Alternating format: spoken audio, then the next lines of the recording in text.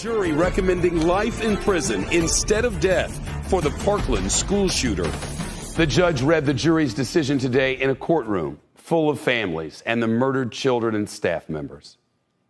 We, the jury, unanimously find that the aggravating factors that were proven beyond a reasonable doubt outweigh the mitigating circumstances. No. Parents broke down as they learned their kid's killer would not face execution. They shook their heads, wiped tears, and embraced each other as the judge ticked through each and every victim's name. She read the same sentence for all 17 murders, life behind bars. For each one, the jury unanimously agreed the state had proven that the aggravating factors of the case, such as cruelness and the planning, were enough to warrant a possible death sentence, but they decided the mitigating circumstances outweighed the aggravating circumstances.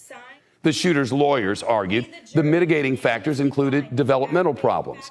They said his mother drank heavily during her pregnancy, which poisoned his brain. But the parents of the victims clearly disagreed. Many of them spoke after they left the courtroom. They described feeling shocked, devastated, angry. Shooting. Some victims more than once on a pass.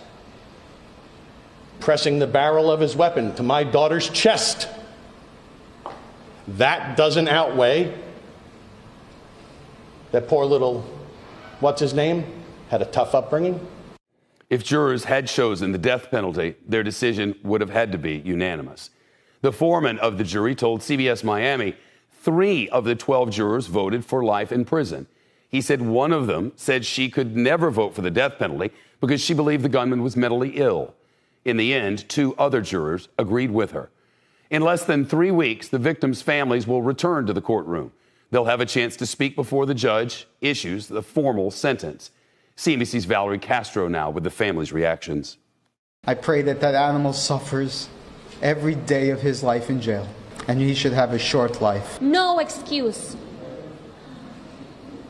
for letting this piece of garbage breathe. The verdict, life without the possibility of parole. An unbelievable outcome for Debbie Hickson, whose husband Chris, a football and wrestling coach, was killed in the massacre. This verdict, to me, what it says to me, what it says to my family, what it says to the other families is that his life meant more than the 17 that were murdered and the 17 that were shot. The last thing my son saw was the gunman aiming at him. Michael Schulman's son, Scott Beagle, was a teacher. In 2019, Schulman wrote an op-ed for the South Florida Sun-Sentinel calling for the gunman to, quote, rot in jail to spare the families a lengthy death penalty trial.